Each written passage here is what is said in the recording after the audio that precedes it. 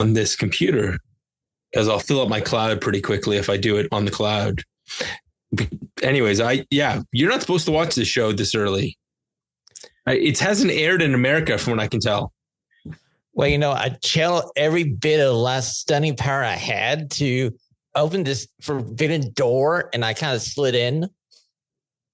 Yeah, it's called a VPN. Well, they're not sponsoring the podcast, so we're not going to drop the name. Yeah, well, and I think we're both using separate VPNs, but here in Canada, it's just Netflix. Like without a VPN, when I saw this coming up on the calendar, Greg and I circled these 3 weeks, knowing that this was going to be the only time these 3-hour SmackDowns were going to be good. Well, you're probably right about that. Because we got a great show out of this, and there's a lot of reasons, but I think we should probably start the podcast and then we'll go into what this actually was.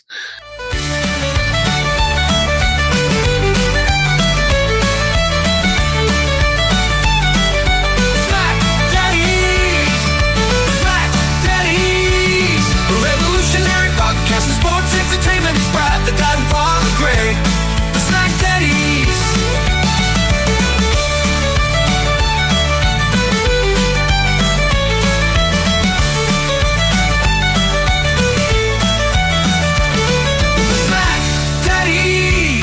Revolutionary podcast in sports entertainment. It's Brad, the Dad, and Father Greg, the SmackDaddies.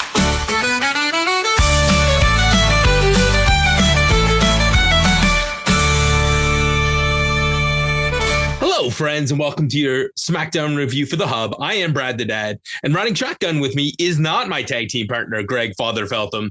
Greg is off on special assignment, so I, as you may have seen from my superhero trailers, called in the superhero from the South, the stunning one himself, Sean Burkhead. Come on down. Say his name and he will appear, because I believe in Sean Burkhead. They love him in Toronto, Montreal, Vancouver, even Nova Scotia. They all believe in Sean Burkhead. So, Burkhead, you got called in to be Greg's replacement on the matinee SmackDown. Thank you, dear Lord, for letting Greg Feltham disappear for a week and let me have a afternoon SmackDown. Thank you. Yeah, like this is incredible. I don't ever want WWE to come back. Like people are like, if they went to Saudi Arabia, it'd be terrible. Yeah, maybe we don't get to watch them live, but we could have afternoon wrestling and watch it at our leisure on Netflix. And I got to say, it was great to watch the Canadian version of Netflix and watch this live and no freaking commercials. I'm in heaven. Oh, this is what SmackDown's like every week. And as you noticed, as you're watching the commercial breaks, if you're behind, you can skip ahead. And what's it matter? Like, it's not like you're missing anything in most of those commercial breaks. No, and they have a countdown timer so you know exactly when to get back. Yeah, it's like you pull your phone out, hit a timer. It's like, oh, no, I need you to go use the bathroom. I want to grab a beverage. I got 3.5 minutes. And if you happen to be late, you just hit rewind and it goes right back to the beginning of the commercial. It's the best setup ever. Netflix is the best. Their players beautiful. Everything's great. So, Sean, we're going to talk SmackDown, and then we're going to do Born Again. We're going to talk a little bit of Daredevil. Exactly, because we need to, because I get it. Spoiler alerts, guys. This lives up to everything you want to see from the actual Netflix/Marvel Daredevil universe. They have done good fan service. Well, and I don't know if this is well known, but I'm a huge comic head. So I've been reading the Daredevil comic for years, and this is following one of my favorite story arcs. So I'm like looking up some of the nerdy things to talk about in a second, because this is a really good run of Daredevil. Not, even though it's called Born Again, it is not the Born Again run that we saw mostly in season 3 of Daredevil on Netflix, or now on Disney Plus, I guess. Exactly. If you haven't had a chance to catch the original, go back, watch the original first before you break into the new Born Again series. Oh, yeah. And watch Defenders. It looks like we're going to get some pull-ins from all of those shows. I mean, we've already had some big comic book stuff. So without any further ado, Sean, let's talk about Barcelona, Spain, SmackDown. Sean, we saw something that I did not think we'd ever see. You can tell that there's been a major change in WWE because Randy Orton is smiling. Wouldn't you be smiling if you were married to his wife? Randy did well, okay? Okay, Sean, we've watched wrestling for years. Is this the first time we've seen his real wife on a regular episode of wrestling? She's been on like behind the scenes stuff, but she's not usually just hanging out, dude. Honestly, I mean, this is the first time we actually seen his actual wife on WWE TV. So for longtime fans who don't know what Sean and I are riffing on, usually an actor plays Randy Orton's wife in everything. So we've had 4 versions of Randy Orton's wife on television, and now we finally get the real one. Exactly. I guess we're in the proper prime universe for Randy Orton. And his wife's just like, I'm going to go on the road with Randy. I've never really done a European tour. His back's going to give out one of these days, so I might as well get to try a European tour with Randy and the boys. And sure, why not? Why not go to have a lovely trip around Europe and Spain? So they're part of the people walking in. We got Mello, we got DIY, and finally Paul Heyman with the football, or as you guys would like to call it, soccer ball, and he just boots it. Paul Heyman, ladies and gentlemen, the greatest of all time. So true, so true. And let's just get on with the show here, my friend. Dude, how much did the crowd add to this? Because we're going to start the first segment with LA Knight cutting a promo. How much did this crowd set this place up for a fabulous night? Oh, they did everything in their power to match Leon France. And I got to say, it's a tough decision. Do you like Leon France or do you like Barcelona? I think we should be. This is where WrestleMania like they used to do the post WrestleMania overseas tours. Forget it. Do the pre-tour. Not only do we get matinee episodes, the crowd makes this product feel way hotter than it actually. I mean, the community is hot, but not this hot. Oh, trust me. I agree with you. I feel like this is the formula from now on. It's like on the road to WrestleMania, we make a major detour to Europe. Speaking of a detour, recap 1. LA Knight won the US title, and he's now out. The crowd's done their thing. He is super excited about having the title. The crowd is losing their mind. He talks about this being history making, the first SmackDown in Barcelona. He does his LA Knight. Yeah, the crowd is just on fire. Out comes Jimmy Uso. Jimmy looks like he wants to not congratulate, but he wants an opportunity at that title. Solo comes out and says, if anyone deserves a title at this an opportunity at this US title, he's not pointing at himself. He's pointing at Jacob Fatu. This turns into a beatdown. Get these hands. Braun Strowman comes wind sprinting from the back. And look, Sean, there's 6. 3 from what used to be called the New Bloodline. 3 random mid-carders without programs. Holla, holla, playa. It's time for a 6-man tag. Okay, look, we went through 2 wrestling tropes in this opening segment. The first one being, I was thinking, oh, hey, this is how we introduce the new contender for LA Knight. Then I started seeing the number of people we have, and I'm like going, Teddy Long special. Come on down, Nick Aldis. Right. And then some combination of a 4-way will determine our number 1 contender, or maybe they'll just take all 6 of these guys and ram them into a match at WrestleMania and put the US title on a ladder or on a pole or, scramble something, because that's going to be the biggest challenge for this year's WrestleMania is to get everybody on. Well, you do have 2 nights, my friends. 2 nights. 2 nights over, thank goodness that is happening over Easter weekend, because we're all going to need Easter Monday to recover.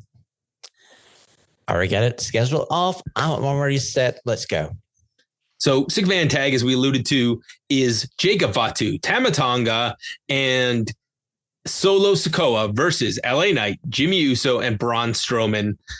The first part of this match, they're isolating Jimmy. He's getting beat down. The commentary is talking about how he is the least successful member of his family. LA Knight gets the hot tag. He does his LA Knight stuff, including an elbow, but he gets distracted by the bloodline, flatliner by Jacob. And then we get another commercial. This time, Solo's hitting the hip attacks. Finally, the hot tag. Braun Strowman runs wild. He's beating up Tama Tonga. He knocks everybody to the outside. He does his Strowman Express, running around the ring like a crazy person. And then finally, we get dive. LA Knight does his sort of dive where he goes feet first through the ropes. Jimmy hits a suicide dive. This leaves Braun in the ring. He drops Tama Tonga 1, 2, 3. But before we can celebrate, Samoan Spike takes out the big man. And LA Knight fights Solo off to the back. Jimmy's been taken out. And this leads to Jacob Fatu moonsaulting 3 separate times, destroying Braun Strowman. Oh, and then Braun tries to get back up, wind sprints around the corner, and we get a hip attack. It was everything I wanted, plus left enough heat for later. Jacob Fatu is everybody's favorite wrestler at this point, right? Yes, Brad. And he's going to be your future WWE World Champion at some point, because this dude is going to be either a Monster heel, or when you decide to flip him babyface, he's going to be a hell of a babyface. So is he getting the U.S. title as a stepping stone title before he gets into the world title scene? See, that's a problem, because we just gave it back to LA Knight. Do you want to make LA Knight a transitional champion? I got to say, if this is your match for WrestleMania, I'm going with Jacob. Oh, and I think the only way Jacob doesn't get it is if Jimmy's going to win the title. There is a storyline to be booked that Jimmy wins his first singles title while his brother wins the main event, and we get an Eddie and another one of the shall not be named hugging at the end of WrestleMania. You know, that other guy that doesn't exist anymore who was also a Canadian, unfortunately. Well, yeah, I'm pretty sure Thanos snapped him out as assistant, so it doesn't really matter now. He didn't get brought. He's going to be like the Iron Fist from the Netflix series. He's just not going to exist anymore. We're going to make a few comic book references because we are going to get to comic books. So, Sean, this is when you can tell we're in the 3-hour era because recap number 2. Hey, Jade, how are you? So Jade, that Jade beat down. Oh, and then commercial recap number 3.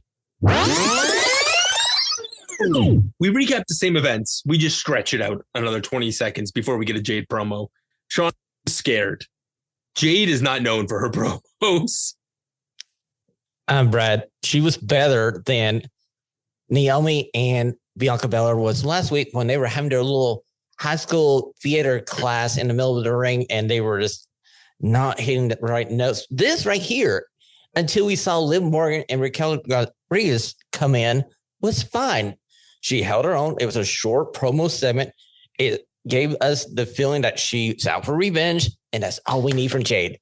Let's just have her have short little promos and get her in the ring for short matches. Pre-tapes, and pre-tape covered all of those sins. Yeah, my son and I went to pick up WWE 2K. I bought it for my PlayStation.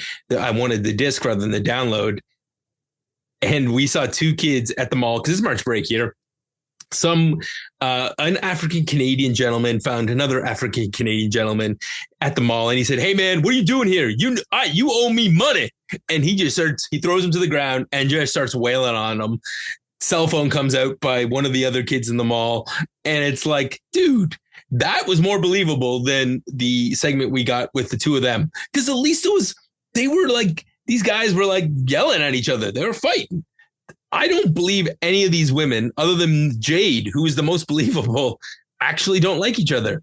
And of course, Liv Morgan, which Liv Morgan and Jade next week, boy, oh boy, there's no way that match is lasting more than 3 minutes without then the interference. Oh yeah, I can already tell you. I'm pretty sure we're going to get some kind of interference in that match. You won't have a clean finish in that one. No, because you need something to happen with Naomi. I've heard other people talk about this. I'm going to plant this seed out here. You watch more wrestling than Greg does, and you watch a little bit of NXT. The metaphor, or the meta 2 girls, I think they're ready to be added to Naomi's heel faction. Bring them now, bring them on. Brad, I don't want to settle those 2 ladies with Naomi. I'm sorry, I don't. Okay, Sean. So you and Greg both hate Naomi. I don't mind her. I think she's a decent wrestler with some clever moves. What is it about Naomi that drives you nuts? Okay, so we're seeing her down this road to being a heel. They haven't changed her theme music. She isn't the most believable heelish kind of character yet. So just it is being reserved on my part. Okay, well, we'll see what happens. She definitely needs some heaters. BFAB promo. BFAB cuts a decent promo in Spanish. I think it's good. And then she basically calls out Charlotte Flair. BFAB versus Charlotte Flair, Sean. I was like, man, we're about to see how healed Charlotte is. Because if she can carry BFAB to a good match, she's 100. I got to say, Brad, this match was just maybe 5 minutes too long. 5 minutes too long. Yeah, because while Charlotte's beating up BFAB, it's fine. Once BFAB goes on offense, she hits a couple of her kicks. She hits a jump kick, a sweep kick. But there's nothing special about BFAB. And it's not that she's bad. She's just not good. And her selling is poor. She takes when Charlotte ends up hitting the natural selection, she almost over rotates the natural selection. Like she rolls through it. And then we have the figure 4 into the figure 8. And yeah, just she didn't take the chops well. I just think she's average. I don't think there's anything wrong with BFAB. I just don't think there's anything right about BFAB either, if that makes any sense. I just feel like her strength is going to be a mouthpiece for a tag team or a faction. Like she was used to be with the Street Profits. Why can't we keep her with the Street Profits and let her be the manager? Because they're heels and she's not. Okay, in this match, could you figure out who was the heel, who was the face? I had a note for that too. It was like, I don't think it mattered because I think the crowd was going to cheer for the star and they knew what this was going to be. And what this was going to be was a fight because Tiffy, when Charlotte leaves BFAB in the figure 8 for too long, Tiffy comes out and attacks. It feels like a small army of extras are brought out to try and pull these women apart. And eventually Tiffy dives off the top rope to the row of extras and kaboom, Sean. Everybody's down. Finally, somebody was able to catch Tiffany when she does these moves. And I guarantee you now she's going back to management going like, hey, on this European tour, I want every single one of these guys with me when I want to do these spots. Well, and the Spanish extras were excellent. So more to come. Actually, you know what? I'm going to just make an executive decision, Sean, because we do get a Drew McIntyre promo, and we can talk about that in a second. But essentially, Miz comes out to do Miz TV, and then this continues. This brawl rolls right back into the entranceway. There's another fight. Tiffy climbs on top of the small screens, which, by the way, I love these small screens because it means that you get the crowd behind them, and it feels more intimate. And Tiffy drops off one of those screens and wiping out another round of extras. True.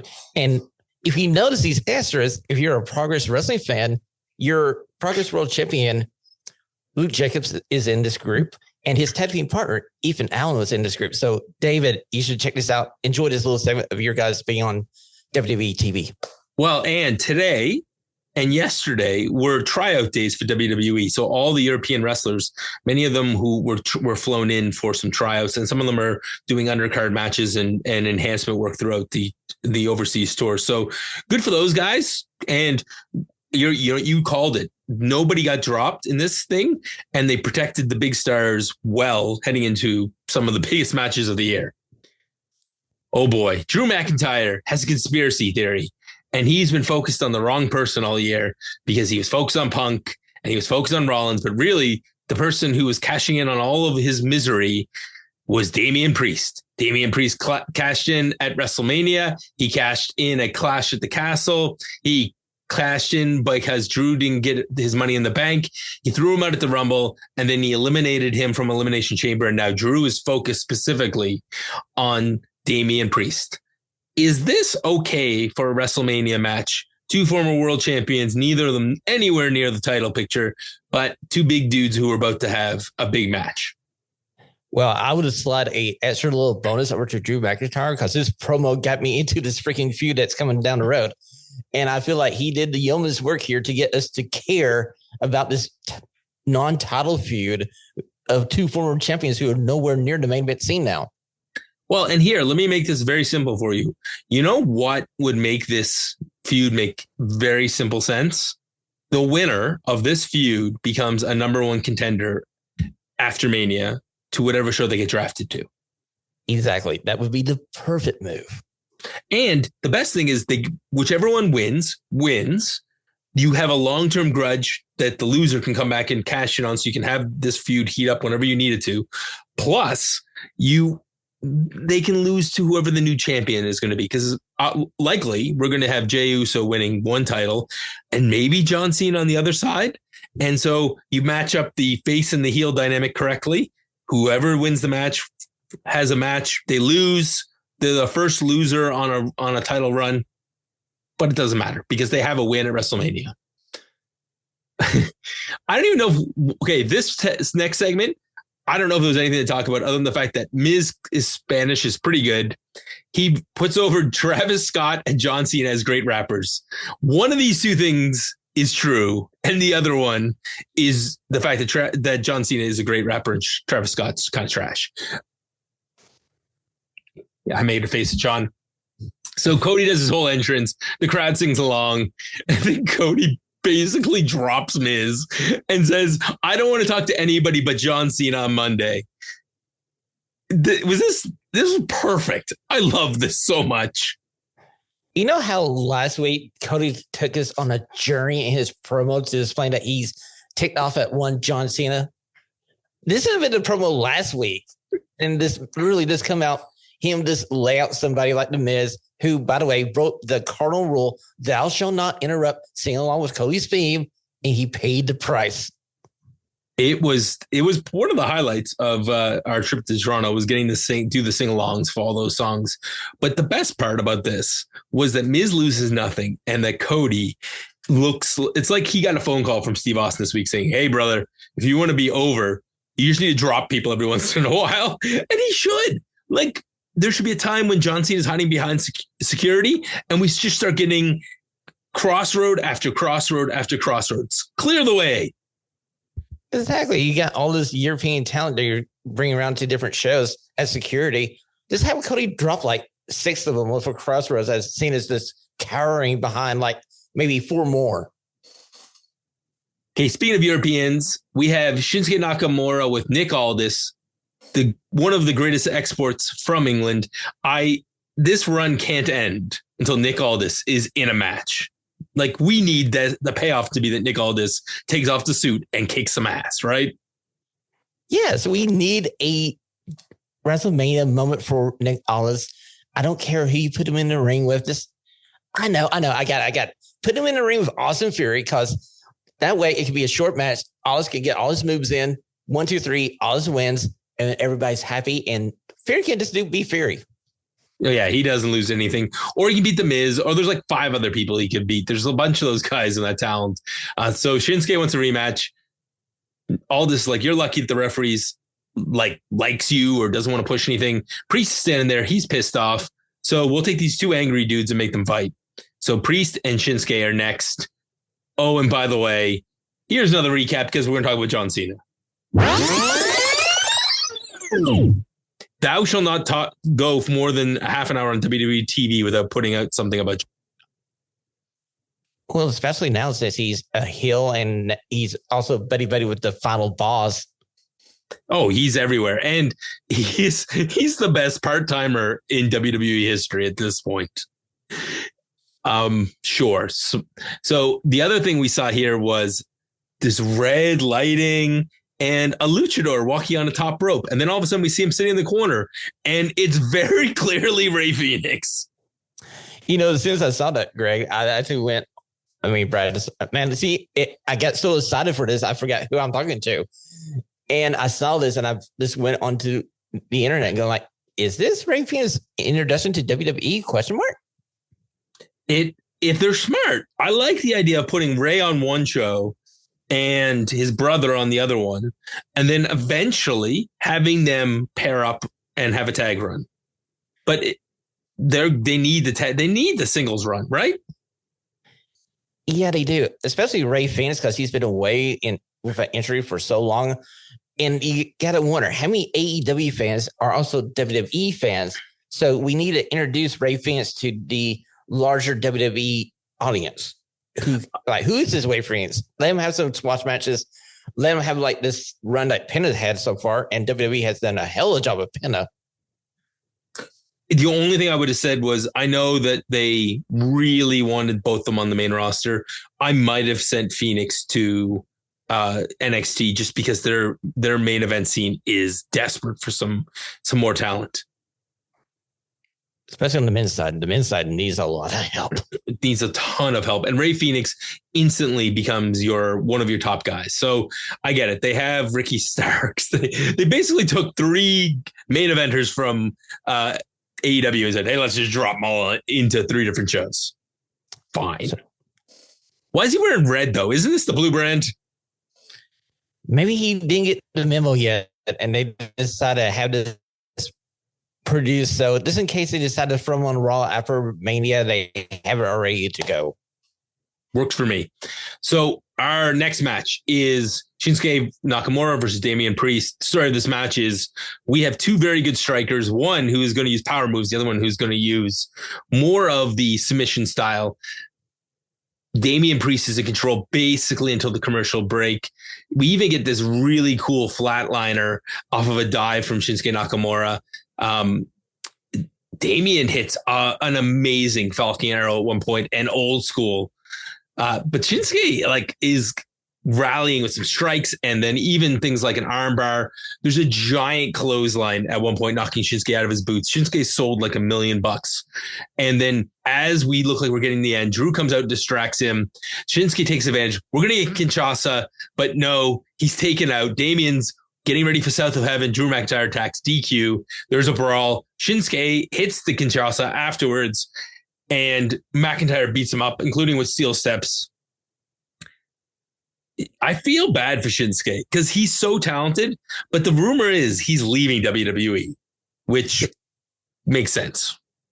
Yeah, I was reading the same rumors. Apparently his contract ends at the end of this month, and I think both parties have decided not to re-up or anything. So maybe Shinsuke is going to take a trip back over to Japan to wrap up his career. Who knows?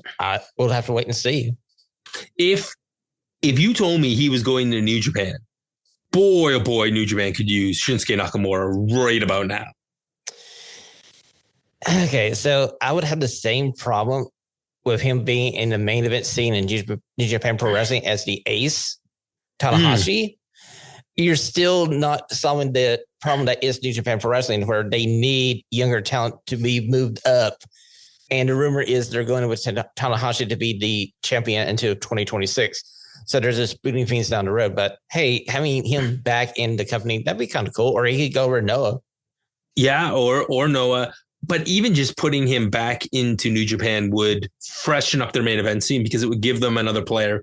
And if you have Shinsuke come back as a face and then turn on one of those young guys, betray them. He comes back to mentor a couple of them, betrays them, wins the title.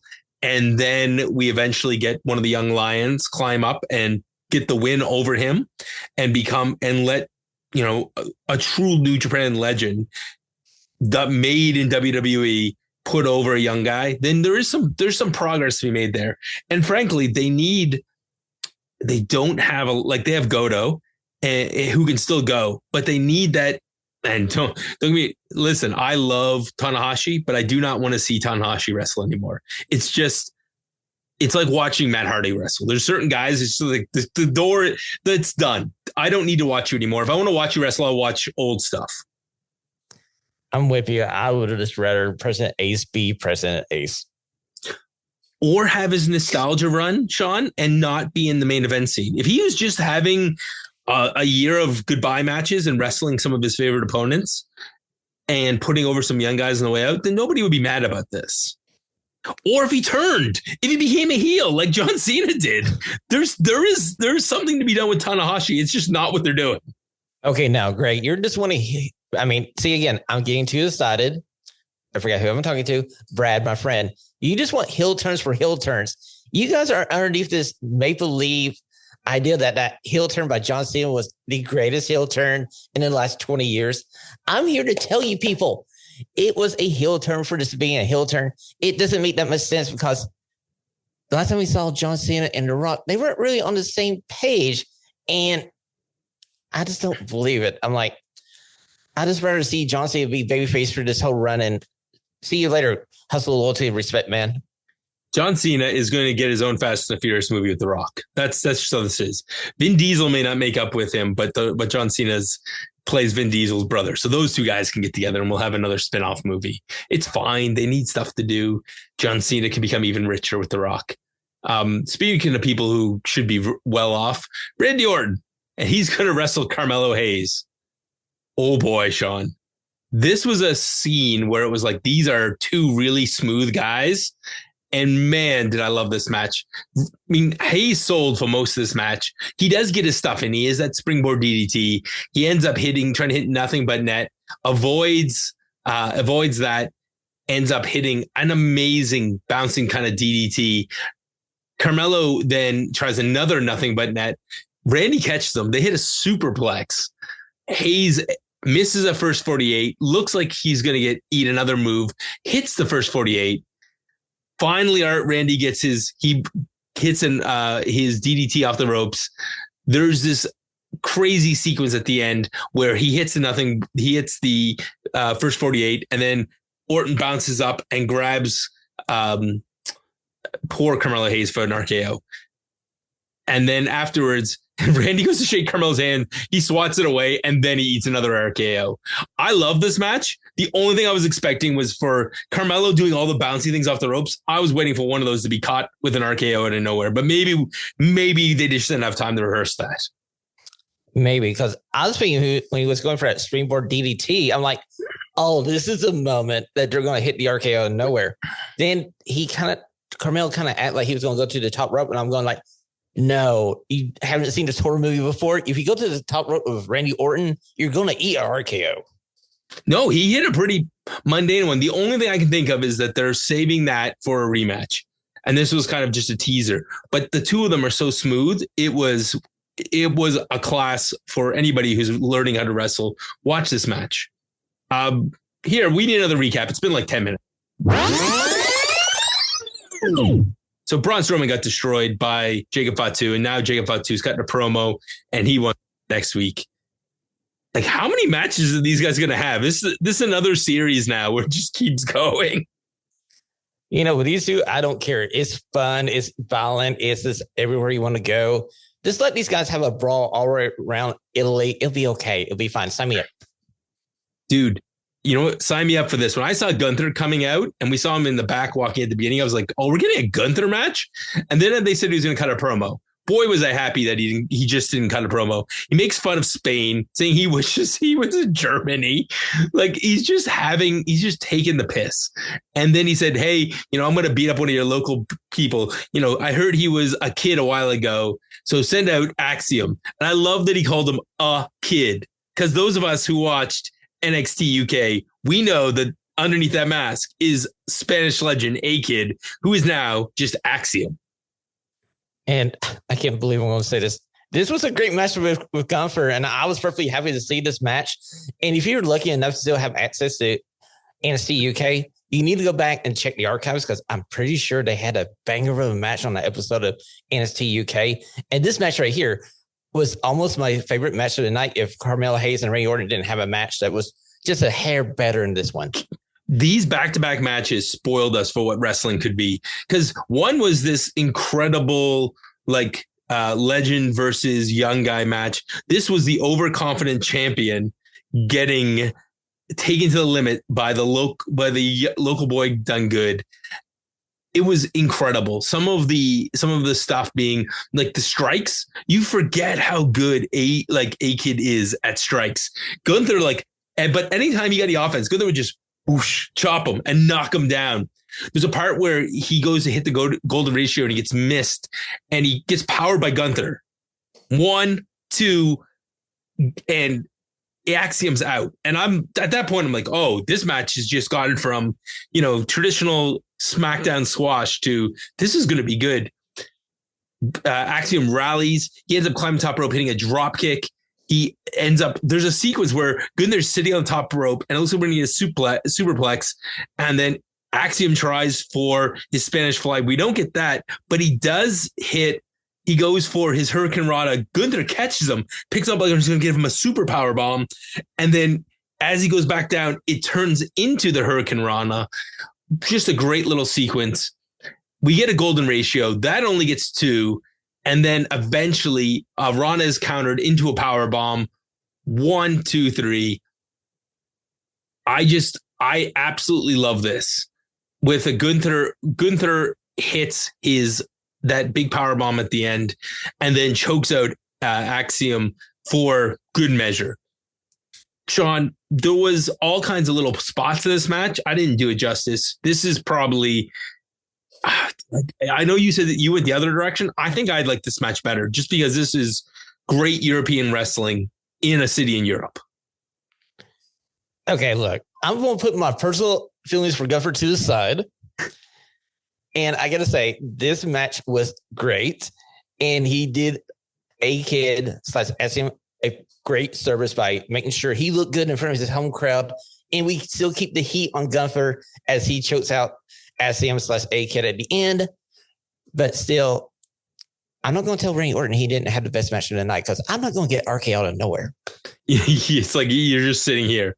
Also, if you want something fun to watch this week, go back and watch the Randy Orton. There's a compilation exists of home video where his kids are RKOing him, which is just hilarious. It's a family affair. Hey, another recap. Tune in and listen to the Raw Dogs as they'll recap what happens on Monday Night Raw every week here on the Hub. Sean, they covered the fact that Roman Reigns came back and destroyed Seth and CM Punk, pretty much guaranteeing our 3. Like, as soon as, if anybody who didn't think that 3-way was coming, it's coming. Oh, if you don't see it now, a blind Stevie Wonder tied up in a basement, blindfolded, would see this. And then before we get to Paul Heyman, this is the point in the show we get some smoke and some stuff and a 4. What is that?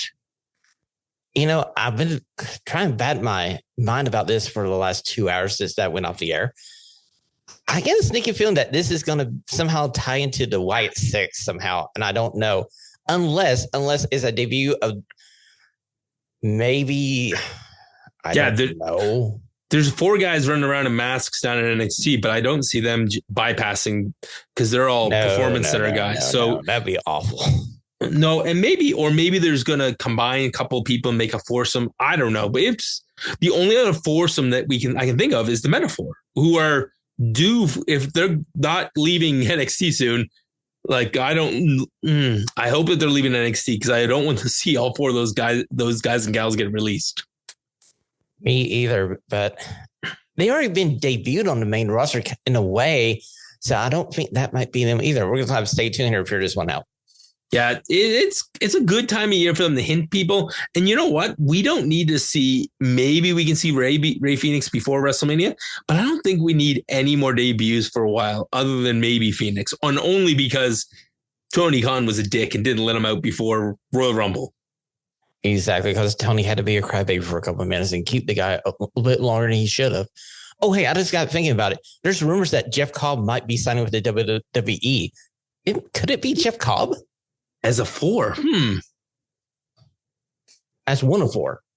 Oh, I see what you mean. Yeah. Well, and does he end up in the middle of a Samoan mess? Because there seems to be rules in WWE. If you're Latino, you have to fight other Latinos. If you're Samoan, eventually you have to fight all the other Samoans. Or you kick Solo to the curb, let Jacob Fatu be the leader of the Tongas and Jeff Cobb, and let this foursome just run amok in WWE. You can just send Solo back to NXT. They need a main event guy, and Solo needs work. Well, after the damage they've done in this run leading up to WrestleMania with Solo, he needs a rehab ASAP. And maybe he should go over to New Japan. Like, maybe when they send Shinsuke back over, they can send Solo as his muscle. You know, that could work. That actually could work. I'm not even being funny. Yeah. There's stranger things that could have happened. So Paul Heyman cuts a promo. He wants to remind people that this is a day to celebrate Roman Reigns because the game is out today with his face on it. You can wait until SmackDown's over to start playing your video games because especially we like high ratings, especially during my segment. And you're going to find out more on Monday or next Friday what's going to happen here. And the crowd starts to boo. And he's like, it's just a cheap flight to Italy. If you want to hear more about Roman Reigns, you can do that. I'm like, the crowd has been so obedient the whole night. And Paul Heyman says, you have to go to Italy to see Roman Reigns. And they turn. He's a master of crowd manipulation because when he came out, he was beloved by the crowd. And the moment he suggests, oh, hey, spend some more money, take that quick little trip to Italy, it'll be fine. They just want to boo the guy out of the building. So this was fine. This was another great segment. Sean, we head into the main event segment with Legado. And Legato is there interrupting the Street Profits. They basically are calling them out. They hope that they win and they want next. Sure. The other segment we get before the main event is Jimmy sitting in the back with Gunther, and Gunther says, we have a lot in common. I have a younger brother. You have a younger brother. I mean, I know you're twins, but let's be honest. You're definitely the more mature one. And I choked out that kid today. And I'm warning you that I'm going to choke out your brother. Take care of him. And then Jimmy said, you know what? I think you're about to drop a rank and drop a title. Gunther tried to warn him, Sean. Is that actually what we're getting? Drop a rank and drop a title? Well, if I was booking WrestleMania, that would be the case, and he would be about all the way down to Private Gunther, but that's not going to be the case. I got a feeling that we're going to see Jimmy Uso versus Gunther here before Mania. And if I was Jimmy, I'd be kind of worried because he might not make it to WrestleMania.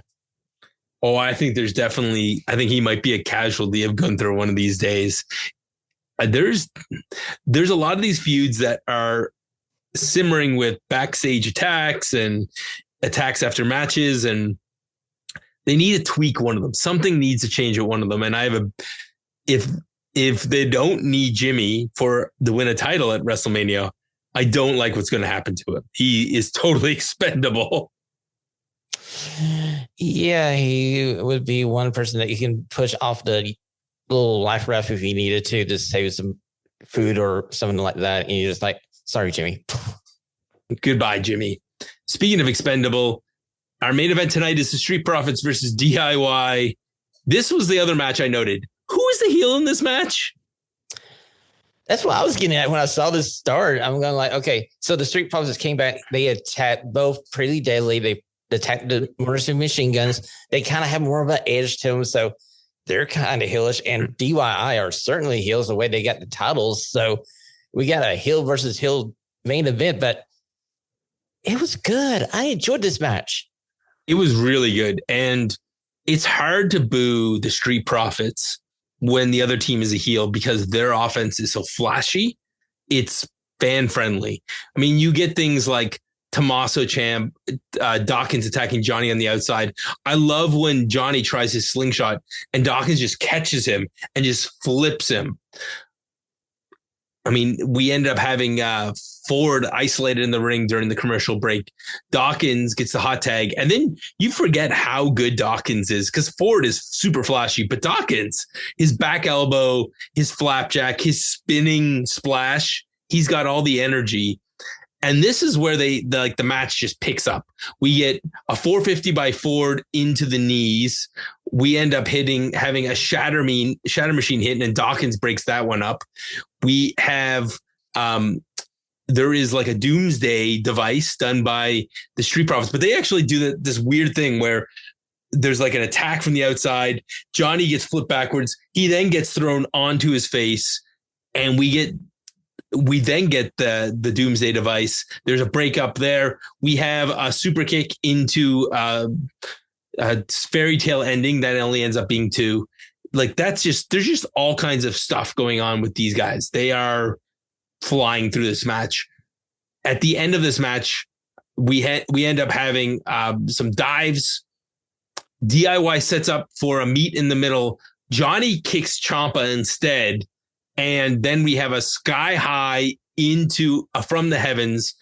1, 2, and instead of Ciampa getting there in time, you actually have the tag partner block the interference.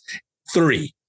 I love that ending because we had 2 or 3 times where the illegal partner blocks the finish. It made sense, Sean. It was perfect. And the Street Profits have ended a 2.5-year drought of not being world title champions. Do you remember a couple of weeks ago on the main show where Donnie was saying how Dawkins was the actual star of the tag team? This match made me a believer in Dawkins and his hot tag and what led from the hot tag to the finish.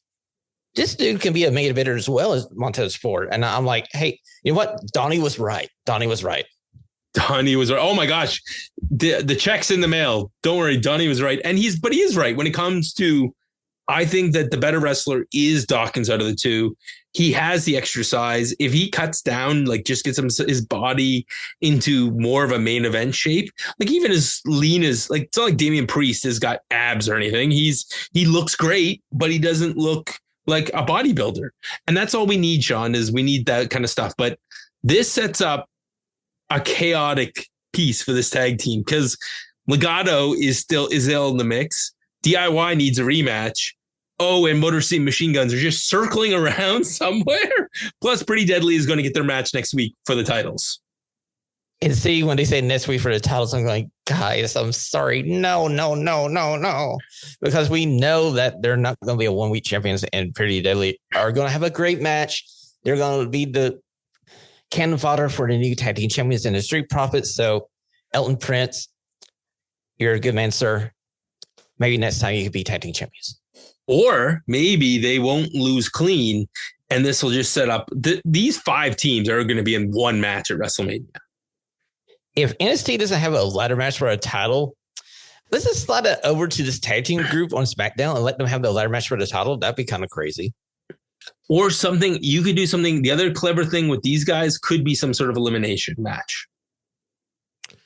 True. You could do an elimination match. That'd be kind of interesting as well.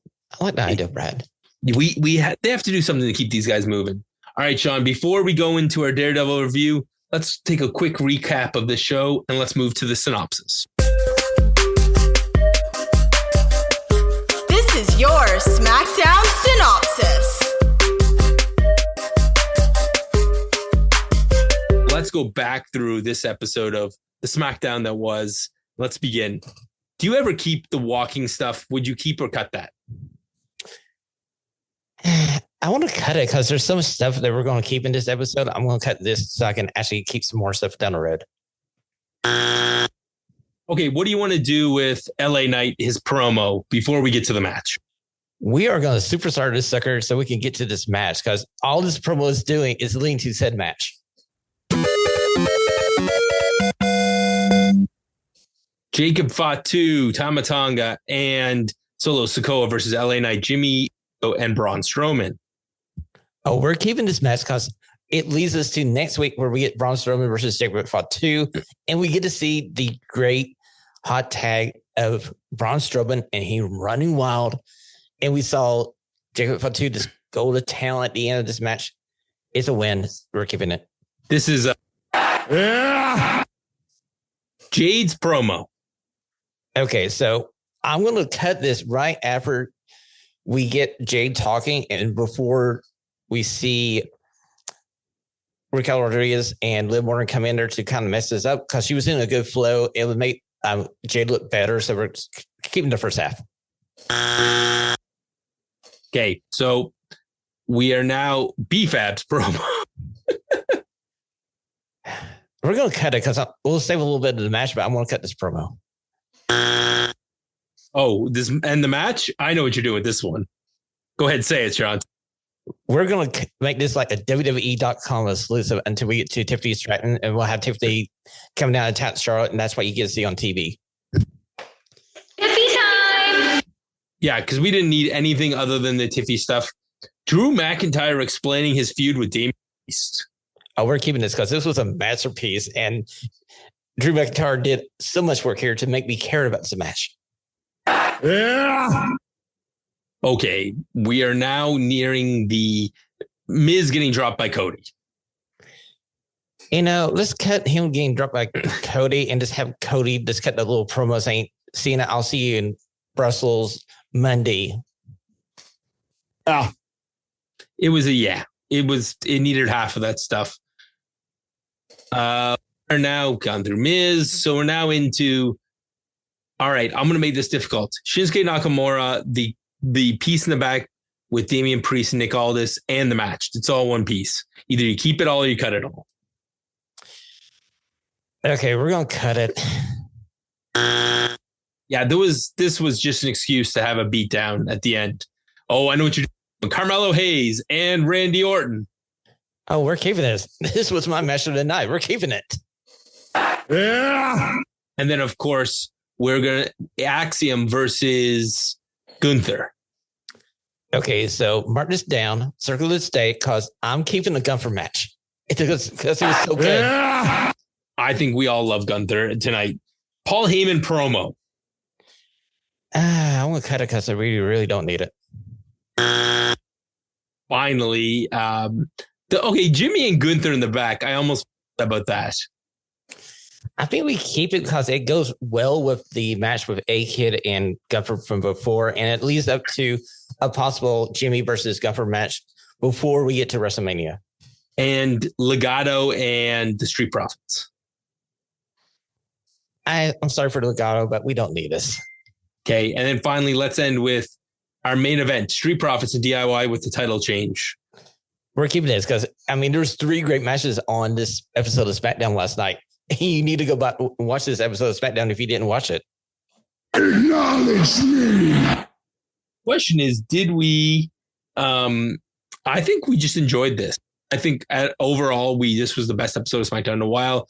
And yeah, it hasn't even aired. Well, I might have this podcast up before the episode of SmackDown airs on US broadcasters. But the good news about this is if you've been following on Twitter or over someplace like that, this was the best episode this was the best episode of the year. I think Greg needs to go away more often because whenever he's away, the show is better. Well, because I'm here, my power of stunning influences the world. So yes, Greg, just stay away just a little bit longer here. Okay, I didn't have any music queued up, but in post, you're going to hear the Daredevil theme as we queue up Daredevil Born Again.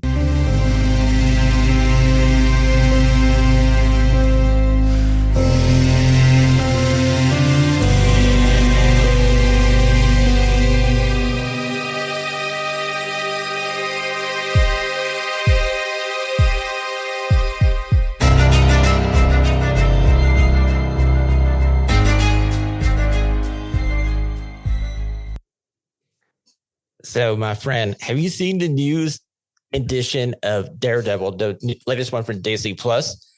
I got to say, I was worried about this being as good as what they had during the Netflix run.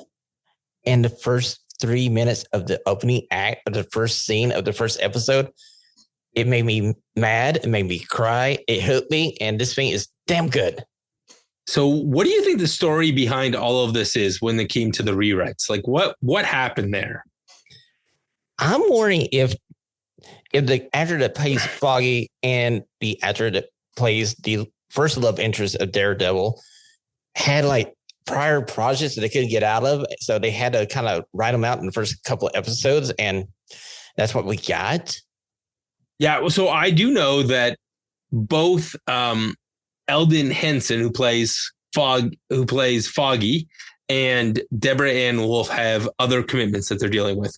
And in the comic books, it's actually Karen Page it's Daredevil who moves away, and Karen Page knows Daredevil's secret identity as Matt Murdock, and she ends up getting into like drugs and porn, and she just becomes a failed actress, and through her addiction ends up revealing to somebody that Daredevil is Matt Murdock, selling that to the Kingpin. She ends up getting killed in the crossfire. So that's a whole totally different storyline. And it's not Foggy that dies. It's Karen. So when Foggy died at the beginning, I was like, holy cow. Although it's Marvel, like it's not like somebody doesn't. The only person that stays dead is Uncle Ben. Everybody else comes back. So true, so true. And I love the fact that you see Bullseye there at the end of the first episode, and we see Matt Murdock at the point, that line that you should never cross, and he crosses it, and it leads into the rest of the next two episodes where he's dealing with this. Well, and there's this beautiful dichotomy that's going on where throughout these two episodes, we're seeing Matt Murdock has moved away from being the vigilante. And I love the fact that they pick up the old stuff. So Daredevil, his secret identity is blown. Vincent D'Onofrio, who plays the Kingpin, like the best Kingpin that has ever existed in any iteration of this, he knows that he is that Matt Murdock is Daredevil, and Daredevil doesn't exist anymore because, as you said, when his friend dies, that whole scene where he's listening to Foggy's die, and then he just snaps and throws him right off the roof. Yeah, like you go back to the next series where he literally, there's a whole season of Daredevil talking with the Punisher, going like, "There's a line. Superheroes do not cross this line," and we finally see Murdock snap. And who wouldn't snap here? Because that's your lifelong friend. And I would have kicked the dude off the roof too. Like, but the Catholic guilt plays into this piece where he is just dying, drowning in Catholic guilt. This idea that I crossed the line, I've been so hard on Frank Castle, and here I am, I have broken that peace. And the only person that could break him was Wilson Bethanol's Bullseye. And I love the fact he doesn't even kill Bullseye. Stupid Bullseye's still alive. I know. That was the shock of the first episode. It's like, oh, he's still moving. Like, dude, is he superhuman? Well, remember, during the last episode of the other series, the last time we see Bullseye, he's getting operated on, and they're putting something into his spine. In the comic books, he has like an adamantium, like similar to Wolverine, except it's just his spinal column. So it's enhanced. His body is a little bit enhanced so that he can take the punishment that Daredevil can dish out. But just the wounds Daredevil takes. And then Daredevil's like, you know what? I'm going to be happy. But the part where they finally re-meet Sean and they're in the dining room and the two of them are just like, this is the most awkward date I have ever seen. Daredevil and Kingpin just hanging out. This was the greatest cinematic moment in the history of Marvel. This little like interaction where you have both of them laying out their threats to each other, going like, "Yeah, I hope you're a changed person, but if you step out of line, I'm going to be here." And Kingpin reverts, goes like, "If you go back to your old ways, there's going to be consequences." And it was great. Yes, and then there's even references when the Kingpin becomes mayor. He's talking about, we don't need people, gun-toting vigilantes or wall-crawling menaces, hinting to both Spider-Man and Punisher, all in the same piece. Exactly, and that leads us to the last moment of the third episode that we saw. Oh wait, hold on. Let's. I want to pick up on a couple of Easter eggs. So because you got into the nerdiness, so. We, at the beginning of the first episode, did you catch the spray paint? The fact that they're drawing a picture of Wilson Fisk with the two faces and the guy's all in white. Did you catch that scene? I didn't catch that. So that is going to lead us to the villain for this series. So we can talk about that near the end, but I want you to keep that in mind that as you're watching the next couple of episodes, we keep seeing murals of Kingpin around the city. That is our main villain is coming, and he's one of my favorite Daredevil villains. He's a new creation. I don't know what they're going to do with him because his powers are unique and he's an Inhuman in the comic books. I don't think we're getting Inhuman anymore. I think Inhumans are gone. That series has failed. I think he'll be a mutant in this new version. But yeah, you're right. Matt Murdock ends up having to defend White Tiger. So are you familiar with White Tiger before this? No, I wasn't. So White Tiger was a totally new character to me. So White Tiger is a 1970s creation. He is in the same land as, the same kind of idea as Danny Rand and a few of the other Kung Fu characters. His amulet gives him the power of the White Tiger. It's a curse / superpowers. He has enhanced speed, strength, and stamina. a little bit of martial arts training. He is an urban hero, and the amulet is passed down from one generation to the next. You have to be of a certain bloodline in order to use the amulet. So the whole thing where he's defending him, and I love the twist, Sean, where it's like Matt Murdock has to reveal first. He tries to hide the white tiger, and then he has to reveal the white tiger because it proves that he's not a cop killer, that he is this good guy who's just a vigilante. And a part of me is like, is Matt Murdock trying to convince Sean? Was he trying to convince the jury that vigilantes are good, or was he trying to convince himself that there's a reason to be a vigilante? I really feel it's the latter. I feel like he was trying to convince himself that it's okay for him to go back to being Daredevil. But in this move, this was a really dick move because he outs the white tiger, and it leads to something at the end of this episode. And I'm going like, it's going to be more guilt for Matt Murdock. Oh, good old fashioned Catholic guilt. And then when Matt gets beat up at the end of, I think it's episode 1, you can see one of the cops is wearing a tattoo on his arm, and it's a Punisher tattoo, which is very common with police officers. A lot of them will wear a version of the skull that Punisher wears, but there is a big hint that we're getting a lot of Punisher in this series. Yeah, a lot of Punisher, and I can't wait to see this interaction with the Punisher and Matt Murdock. So it should be interesting. I gotta say, the scene where Matt Murdock takes on the two cops in the apartment of the witness was so great. And the fact that he was going like, guys, you don't want to do this. And then you finally see just a little bit of his blood being spilled on the floor, and then he just snaps back in Daredevil mode and just whip these two guys. And the music starts. Like you could just hear we see the blood react, and then we hear the score from the old Daredevil show, and he becomes Daredevil for like a split second, and he kills the cops. He Roman Reigns them. This was take no prisoners. That, I mean, and throughout this whole thing, we also have BB Yurch, which is the reporter's daughter, who Kingpin killed like 3 seasons ago, but we're not going to mention that the Kingpin did that. And I love the Kingpin loses his mind that a vigilante gets off. And yeah, the closing of episode 3. Oh my gosh. You were about to get to it earlier. We've kind of talked about everything else. Let's go with wild theories, because this end of this episode is insane. Okay, so my theory about this ending is it's not the Punisher. It's somebody that fits hard to act like the Punisher. And we're going to see some video of the allegedly Punisher taking out the White Tiger. Yes. And of course, the poor actor that plays the White Tiger passed away back in December of 2024 or just 2023. So they had filmed all this, and he is not with us anymore. So he hasn't seen this ending. It works okay because the character's dead anyways. And in the comic books, the same thing happens. The White Tiger dies, and it ends up being passed to, like, I think it's a daughter first who's very evil, and eventually ends up in the hands of the niece, who is the current White Tiger in Marvel continuity and is an excellent character.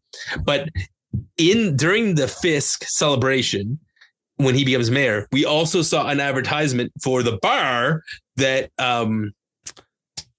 Luke Cage is running. And there's already been hints that in this show, we're going to get Jessica Jones. So if we can get Luke Cage and Jessica Jones and an Asian version, because in the comic books, Danny Rand has lost the Dragon Iron Fist powers. They can have that actor got hit by a bus, and we'll just move on. Any other actor can play Iron Fist at this point. Yes, anybody can be better than Danny Rand, because the only thing we know about Danny Rand is he's the Iron Fist. Well, and you know what? If the actor actually could fight, we'd be fine. So the other thing that's coming up, and I don't want to spoil too much for you, Sean, but the actor that's coming up in the future is we are going to get Muse, who is the painter. Like we've started to see all these murals kind of in the background of things. Do you know, you're not a comic book guy, so you don't know anything about Muse? Nope, not a thing. Okay, so I won't spoil too much with it. I will just say that Muse in Marvel Comics is a new creation, which is kind of the run we're getting right now. Is this run where Muse from Marvel Comics was a character that ended up being he was an Inhuman from the 616 universe. He started appearing. I'm just looking up his comic book history. He started appearing around Daredevil 600. He is a sociopath who kills people and traditionally uses blood as his art. So his power is that he can manipulate blood into and move it so that he can move. And usually he does it with dead victims and creates art out of their dead bodies. And that is the villain for this series. Wow, that's going to be interesting. Now, this does have a MA-17 rating on Disney Plus, though, so they can probably get away with it. Yeah, and so he's in the run that was he ends up coming from the Charles Soule, Ron Gennari run around issue 600 in 2018. So this is all fairly new material.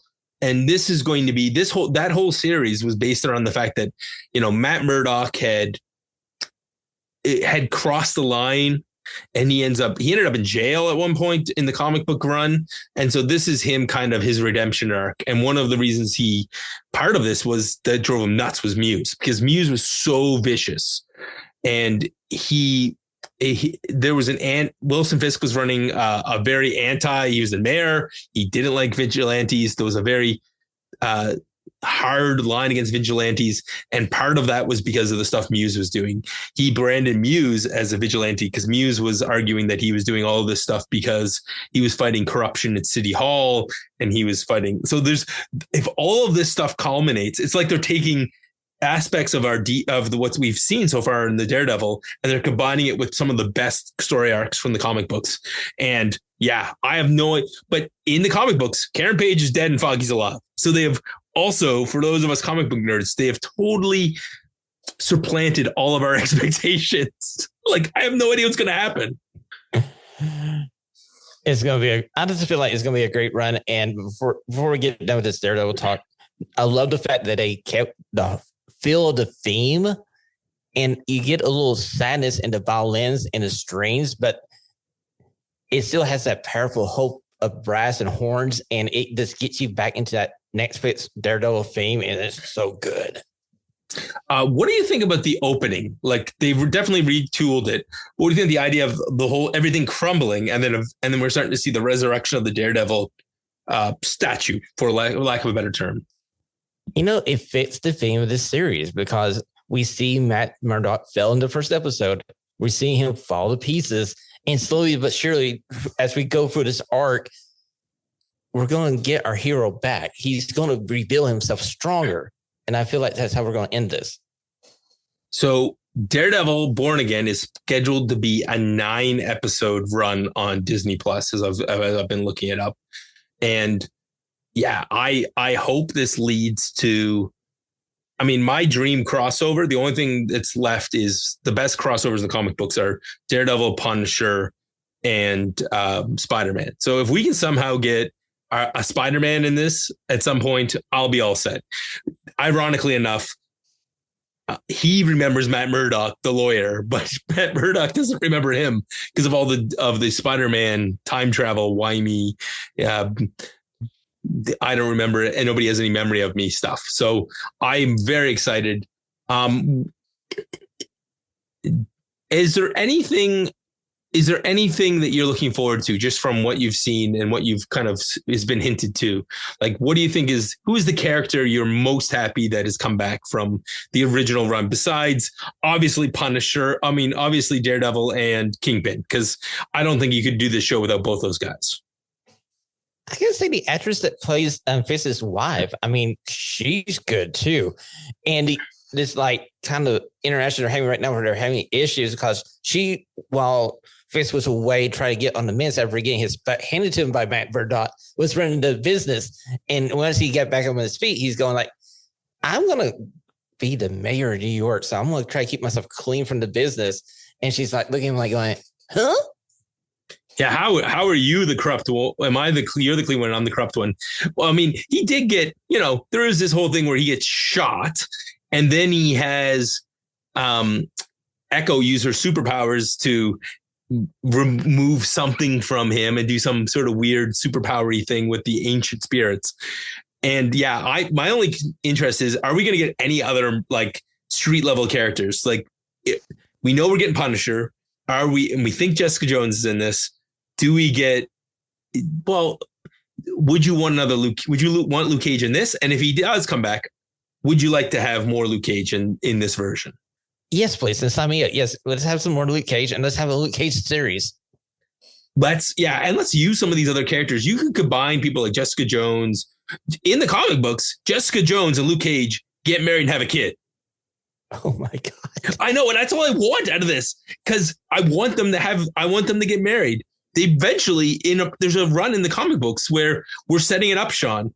So there's a team where you get Luke Cage, Jessica Jones, Spider-Man, Daredevil, Wolverine, and Bucky, who is a Cap at the time, so you could sub him for Sam, and that's your Avengers roster.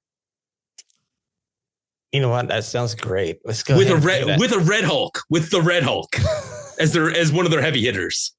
Like, done. That's it. Done. Yeah. Send me that team right now. And the best part is anybody who's like, this is really woke Marvel. No, you know what? This is from the comic books. It's like they're people who didn't like Captain America. I'm sorry. I loved it because A, we got Red Hulk. B, it's from the comics. Steve loses his powers and we get Falcon. We get Bucky and Falcon, who both have been Captain America. It's fine. The characters can change. And the fact that in the last movie where we saw Captain America, Steve Rogers, he literally hands the shield over to Falcon. He's passing the torch. And it adds to, it's not, he didn't become Captain America because he's black. He became Captain America because that's what happens in the comics. Because he's been his sidekick since the 70s. Because Steve found him worthy. He's a man of honor. He should be freaking Captain America. And he doesn't have powers, yet he's still a badass. Exactly. And that's the thing. It's the other thing I love about Daredevil. Like, functionally, he doesn't have, he has some echolocation, but the rest of this is just badass. He's just a badass. Yes, he's just like in that Batman vein where they don't need superpowers. They're superpowers that are mind and their enhanced ability of their senses. Also, Batman has one other superpower, though. He's rich. Oh, it never hurts. It never hurts. And he's got American money, not Canadian money. That's why he's rich. Sean, this has been a pleasure. We should check back in. I would say maybe in 3 weeks we get, even if it's not on a Friday, we should check in for after the next 3 episodes of Daredevil, because I love talking about this and I'm dying to hear your reaction, because I know Muse is coming. I've seen it in the trailers. I want to see what you say. And I'm dying to see what they're going to do with him, because he's not going to be an Inhuman. Inhumans do not exist.